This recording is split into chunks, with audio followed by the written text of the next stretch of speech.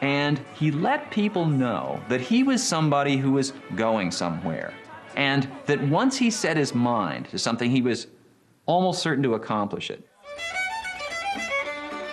Jackson attended the local dancing school so frequently, he was asked to manage Salisbury's annual Christmas ball.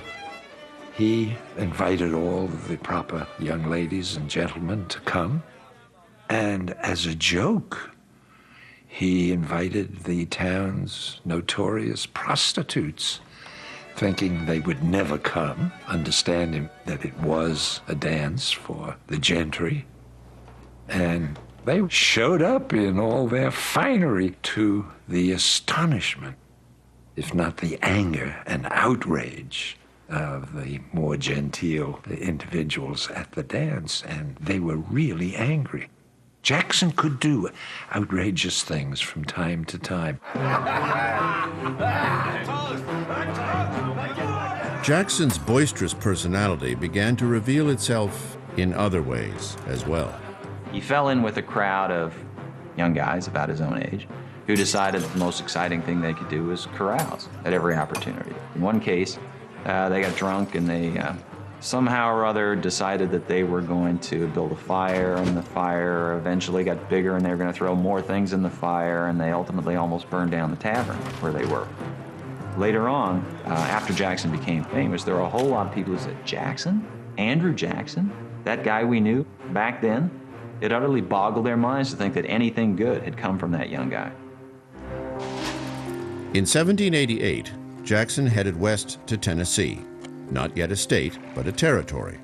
He settled in Nashville, where, within a year, a Superior Court judge made 21-year-old Jackson a prosecutor, a prestigious appointment that did not go over well with many of his more experienced peers, including a lawyer named Waitstill Avery.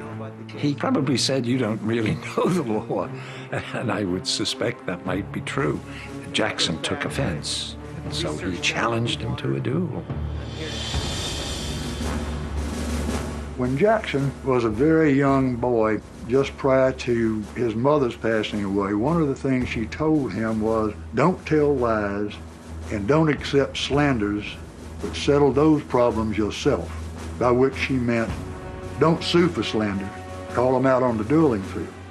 Jackson was somebody who often acted as though he had something to prove. And he did. I mean, what he had to prove was that he was worthy of people's respect, that folks ought to pay attention to him. And dueling, especially on that part of the frontier, was a way somebody earned respect. It was the first duel of Jackson's life. He was not a good shot, and he knew it. But since he had made the challenge, he had to go through with it. To save his own honor, Avery could not back down. Both aimed and fired, straight up into the air.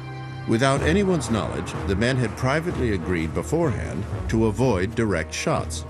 It was a first sign that Jackson could control his temper. The young hellion was beginning to mature. Whether or not it ultimately led to the exchange of gunfire, the real duel itself, it let people know that Jackson, Andrew Jackson, this young guy, wasn't somebody to be trifled with.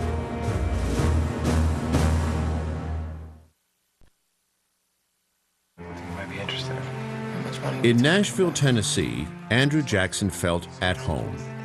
He lived at a boarding house owned by Rachel Stockley Donaldson, widow of one of Nashville's founders.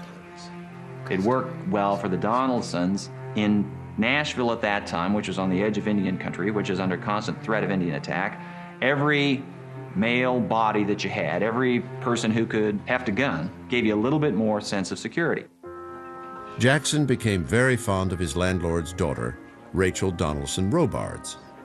She was attractive, well-educated, and, unlike most women at the time, openly spoke her mind. There was only one problem.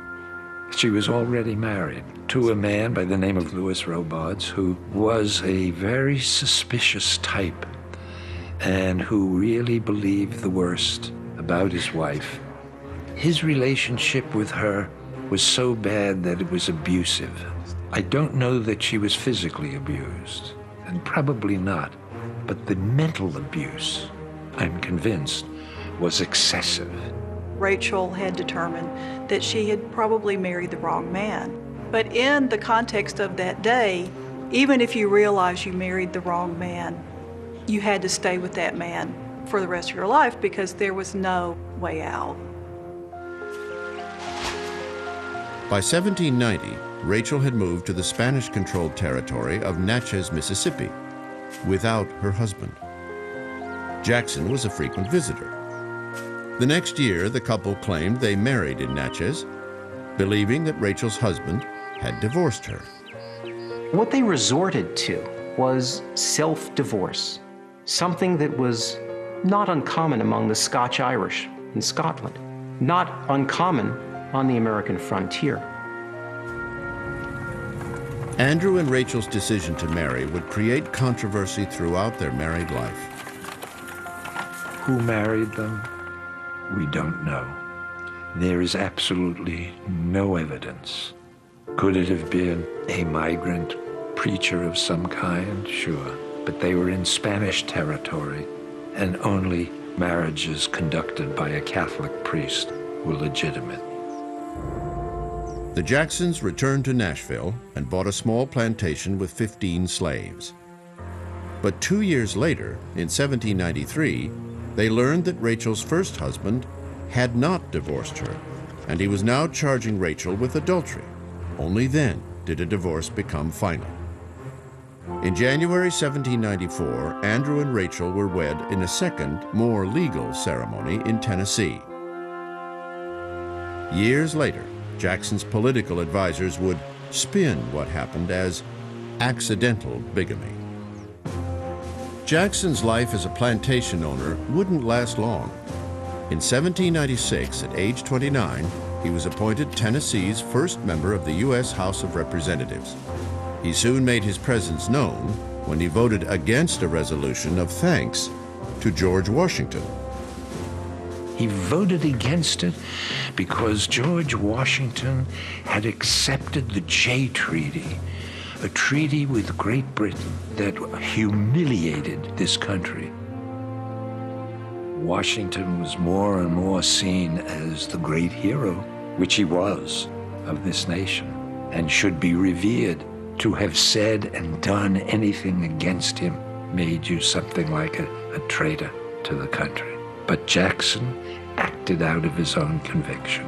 He was suspicious of the effete Easterner. He was suspicious of the devious congressman. He considered himself the antithesis of that. They were complicated. He was simple. After 1 year in the House and another in the Senate, Jackson quit and returned to Nashville. Jackson discovered that his wasn't what you could call a legislative personality. To succeed in a legislature, you have to, well, sort of play well with other children, as the kindergarten teachers say. He had a lifelong antipathy toward professional politicians, even though he was one. And he benefited from them. At the age of 31, Jackson was appointed to another job, this time as circuit judge in Tennessee's Superior Court. As a judge, he was very effective. You knew, by God, what he meant and what he wanted you to do, and you did it.